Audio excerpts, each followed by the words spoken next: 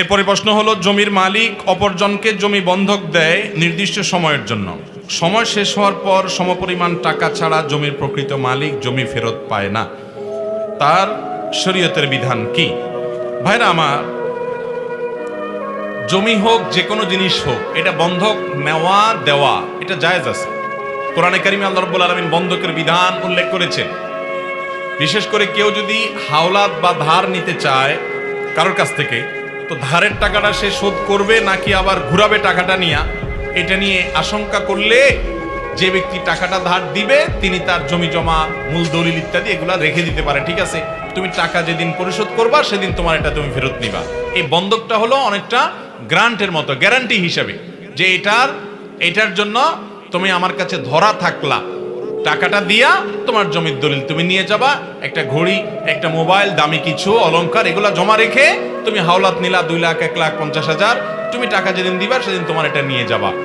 আর যদি তুমি টাকা না দাও, ঘুরাও, তাহলে এলাকার মুরব্বীদের মাধ্যমে, গণ্যমান্য ব্যক্তিবর্গের মাধ্যমে যথাযথ নিয়মে তোমার জিনিস নিলামে উঠিয়ে বিক্রি করে আমি আমার প্রাপ্য পরিশোধ করায় নিব।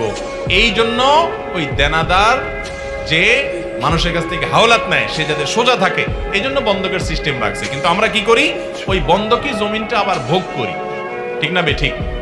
যে আমি হয়তো জমিন রেখে আপনাকে টাকা দিলাম, তো আপনার জমিনটা আমি খাই, এটা জায়েজ নাই। এই ভোগ করা হলো, জমির মালিক অপরজনকে জমি বন্ধক দেয় নির্দিষ্ট সময়ের জন্য।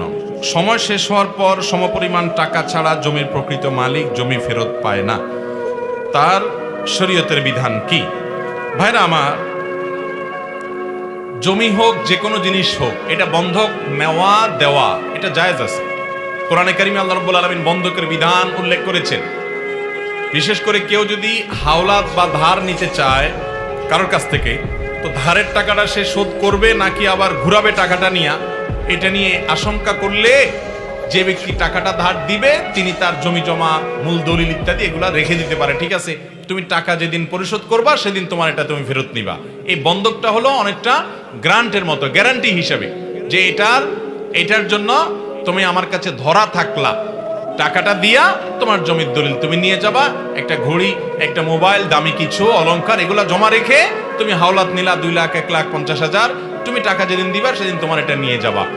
আর যদি তুমি টাকা না দাও, ঘুরাও, তাহলে এলাকার মুরব্বীদের মাধ্যমে, গণ্যমান্য ব্যক্তিবর্গের মাধ্যমে যথাযথ নিয়মে তোমার জিনিস নিলামে উঠিয়ে বিক্রি করে আমি আমার প্রাপ্য পরিশোধ করায় নিব।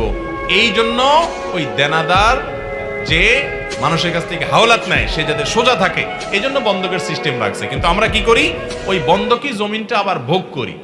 ঠিক না ঠিক? যে আমি হয়তো জমিন রেখে আপনাকে টাকা দিলাম, তো আপনার জমিনটা আমি খাই, এটা জায়েজ নাই। এই ভোগ করা জায়েজ, সব উলামা একরামে একমত যে বন্ধকি জমিন, বন্ধকি জিনিস এটা ভোগ করা জায়েজ নাই। কারোর কাছ থেকে মোবাইল বন্ধক রাখছেন, ওটা ডয়ারে রেখে দিবেন, ওটা আপনি ব্যবহার ওটা ভোগ করতে পারবেন না, কারণ জিনিসটা তার, আপনি কিভাবে ভোগ করবেন? কুল্লু কারজিন জাররা নাফআন ফাহুয়া রিবা। আপনি তাকে হাওলাত দিয়েছেন, বিনিময়ে তার জিনিস ভোগ করতেছেন, এটা তো সুদের সাথে সাদৃশ্য। যদিও এটাকে সুদ বলেন না বেশি উলামা একরাম সরাসরি, তারপর এটা নাজায়েজ। এজন্য বন্ধকি জমিন ভোগ করবেন যিনি মালিক, তিনি যে বন্ধক রেখেছে, অর্থাৎ টাকা দিয়ে জমি রেখেছে, সে এটা ভোগ করতে পারবে। কিন্তু মুশকিল হলো আমাদের দেশে আজকাল এরকম হলে কেউ হাওলাত দিবে না, বলবে যে আমার লাভ কি? তাহলে লাভ ছাড়া থুতুটাও ফেলতে রাজি না।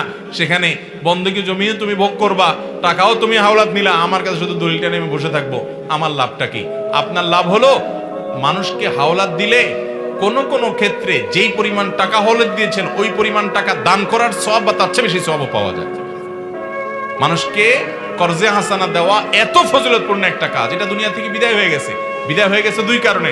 এক হলো আমরা স্বার্থপর, স্বার্থ ছাড়া থুতুটাও ফেলতে রাজি না। সে মানুষগুলো, আমরা আখিরাতের লাভটা আমাদের কাছে ছোট হয়ে গেছে, আমরা দুনিয়াদার হয়ে গেছি, এটা একটা কারণ।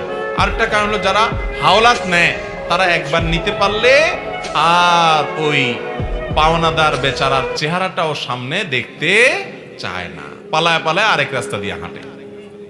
তো এই কারণে যারা হাওলাত দিতে চায় তারা দিতে পারে না। এরপরও আমরা কর্জে হাসানা দিতে হবে খুঁজে খুঁজে, ভালো মানুষ, যার চরিত্র ভালো, যার লেনদেন ভালো। নবী করিম সাল্লাল্লাহু আলাইহি সাল্লাম বলেছেন, আহসানুকুম কাদাআ, তোমাদের মধ্যে সবচেয়ে ভালো মানুষকে, এই যে এখানে এত মানুষ আপনারা আছেন এই প্যান্ডেলের নিচে, আপনাদের মধ্যে সবচেয়ে ভালো মানুষকে, এই হোয়াই ক্যাঙ্গের মধ্যে, এই ট্যাঙ্ক ক্রাপের মধ্যে সবচেয়ে ভালো মানুষ কারা?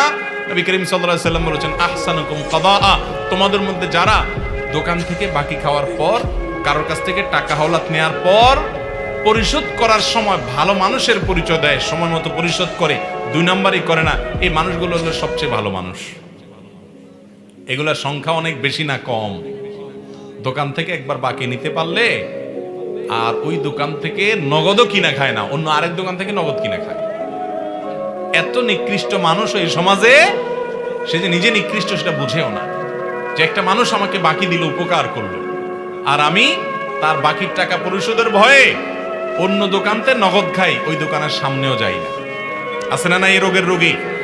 ভাইরা আমার, টুপি দেওয়া মুসলমান বহুত পাওয়া যায় মাথায়, কিন্তু লেনদেন কাজ কারবারে মুসলমানের মতো আচরণ করার মতো মানুষের সংখ্যা অনেক কম। আমরা সবাই চেষ্টা করবো তো ভালো হওয়ার।